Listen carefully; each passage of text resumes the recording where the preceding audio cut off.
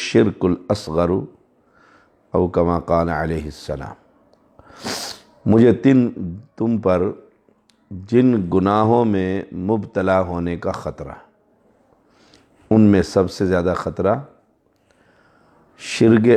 شرک اصغر میں مبتلا ہونے کا خطرہ ہے۔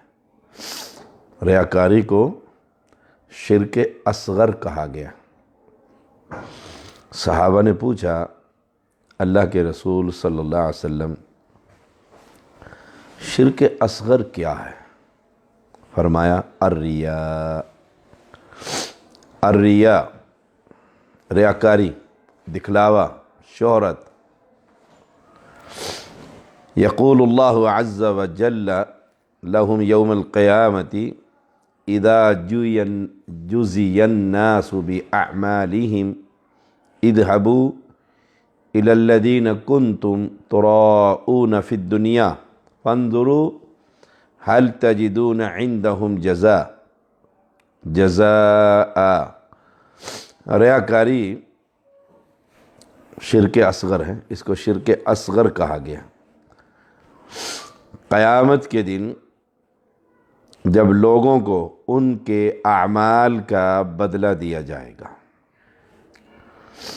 لوگوں کو بدلے کا دن ہے، مالک یوم الدین، تو اللہ تعالیٰ فرمائے گا، یقول اللہ عز وجل، اللہ تعالیٰ فرمائے گا، اذهبوا الی الذین کنتم تراؤون فی الدنیا، تم ان کے پاس جاؤ جن کے لیے تم ریاکاری کرتے تھے، فانظروا، جاؤ دیکھو، هل تجدون عندهم جزاء، کیا تم ان کے ہاں سے کوئی بدلہ پاتے ہو؟ ریاکار جو نماز بھی پڑھتا ہے تو دکھلاوے کے لیے، جنازہ پڑھتا ہے دکھلاوے کے لیے، حاضری لگانے کے لیے، مال خرچ کرتا ہے شہرت پانے کے لیے۔ کوئی بھی جو کام کر رہا ہے دوسرے کی رضامندی کے لیے کر رہا ہے، اللہ کی رضامندی نہ رہی تو یہ کیا ہے؟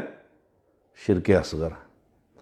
اب سب لوگوں کو جنتیں مل رہی ہیں اور اس کے پاس تو بہت نیکیاں ہیں، لیکن ساری نیکیاں کسی کے لیے کی ہیں۔ محلے کے اندر سخی مشہور ہونے کے لیے غریبوں کا راشن لگا دی، اب سارے کہتے ہیں بہت نیک آدمی۔ کسی ہاتھ کو خالی نہیں جانے دیتا، بے شک 10 روپے دے، دیکھو جی سائل کا بڑا خیال رکھتا ہے، لیکن جو دل ہے اس کو تو اللہ جانتا ہے، وہاں تقوی ہے، خوف ہے، خدمت انسانیت ہے، یا شہرت، دنیا کی چاہت، جاہ و جلال۔ تو اللہ تعالیٰ کہے گا جاؤ بھائی، جن کے لیے تم یہ ریاکاری کرتے تھے، ان کے لیے کرتے تھے نا، وہ خوش ہو جائیں۔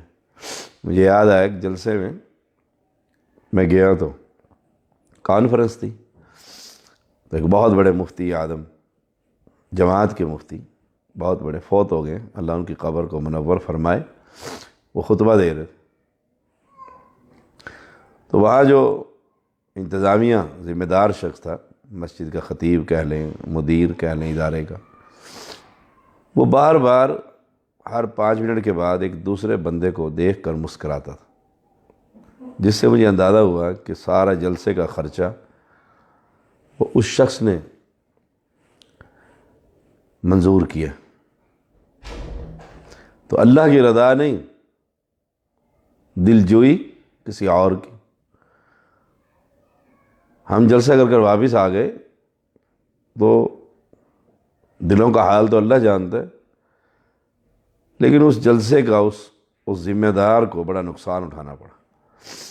دنیا میں بھی اللہ نقصان دکھا دیتا ہے۔ اس لیے کوئی بھی عمل کسی کے لیے نہ کیجیے، کوئی راضی ہو، کوئی ناراض ہو، کوئی خوش ہو، کوئی ناخوش ہو، اللہ کی رضا، اللہ کی رضا مقصود۔ فانظروا جاؤ دیکھو تو صحیح، جس کے لیے تم نے ساری زندگی گنوا دی، ساری زندگی گنوا دیتا ہے نا آدمی دنیا کو خوش کرنے کے لیے، وہ بھی خوش رہے وہ بھی خوش رہے، ختم میں بھی پہنچ گیا اور توحید والوں کو جلسے میں بھی پہنچ گیا کہ دونوں خوش رہے، یہ ریاکار شخص۔ جاؤ دیکھو تم هل تجدون عندهم جزاء، تمہاری نیکی کا وہاں پر کوئی بدلہ ملتا ہے؟ وہاں کس کے پاس خالی ہاتھ جاتا ہے، کفن کی کوئی جیب ہوتی ہے؟ آدمی بڑے سے بڑا وہاں پر خالی ہاتھ کھڑا ہوگا، کس کو بدلہ دے سکے؟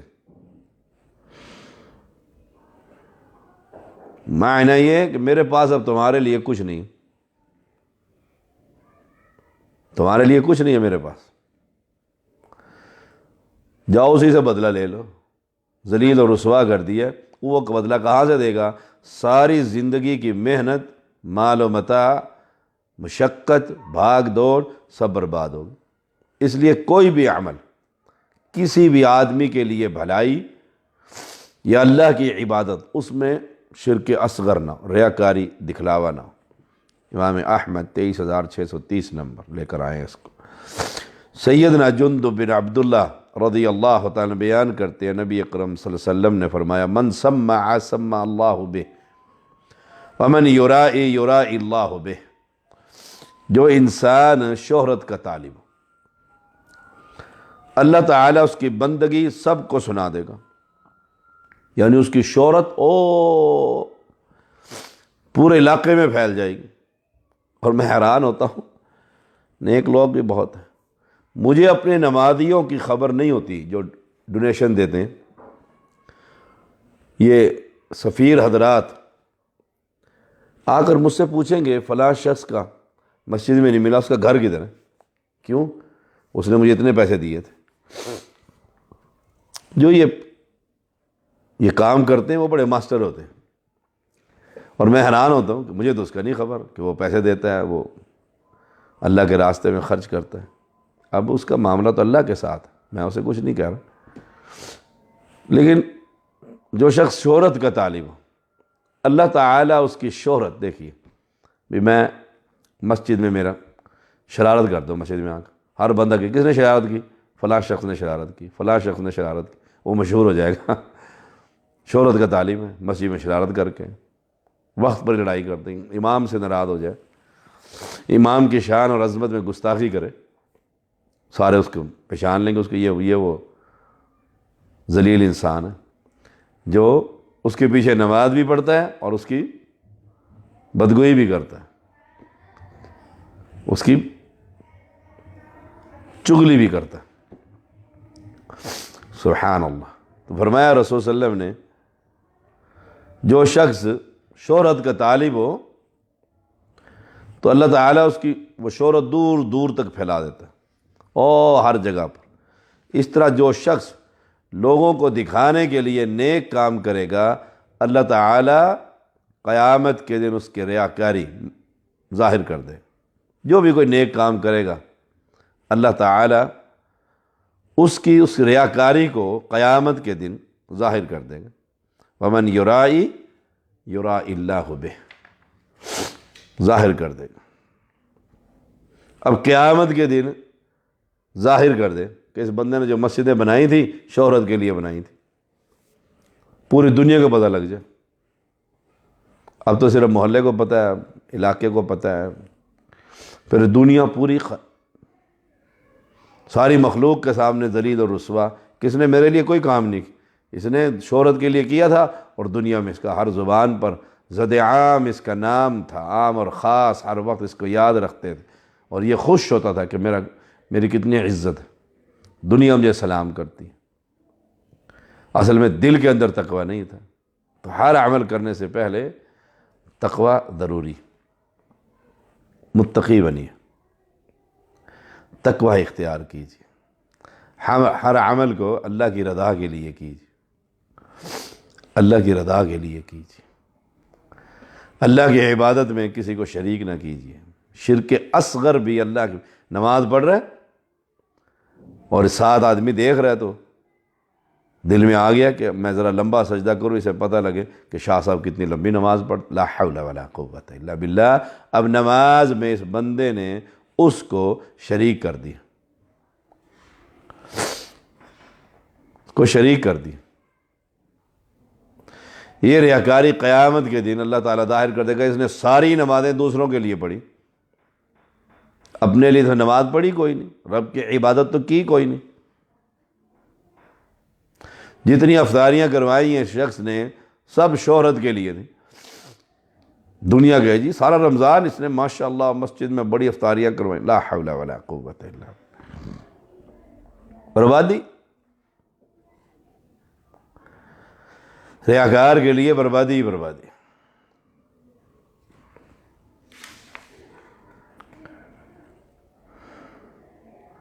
امام بخاری اس کو لے کر آئے 6499 نمبر۔ سیدنا عبداللہ بن عمر رضی اللہ تعالی عنہما بیان کرتے ہیں، انہوں نے رسول اللہ صلی اللہ علیہ وسلم سے سنا، من سمع الناس بعملہ سمع اللہ بہ سامع خلقہ وصغرہ وحقرہ۔ فرمایا رسول اللہ صلی اللہ علیہ وسلم نے، جس شخص نے شہرت پانے کے لیے کوئی عمل کیا،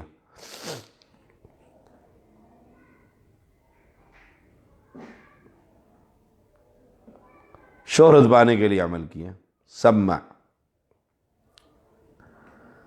اب جو مخلوق کی بات کو سنتے یعنی اللہ، مخلوق کو سننے والا اللہ تعالی، اسے لوگوں میں ریاکار مشہور کر دے گا، وَصَغَّرَهُ وَحَقَّرَهُ، اسے ذلیل کر دے گا اور اسے حقیر بنا دے گا۔ اللہ اکبر، رسوائیاں ہی رسوائیاں، لوگ کہنے لگ جائیں گے ریاکار ہے، لوگوں کی زبانیں گواہی دیں گی اس کے بارے میں کہ اس نے شہرت پانے کے لیے یہ عمل کیا، شہرت پانے کے لیے اس نے عمل کیا۔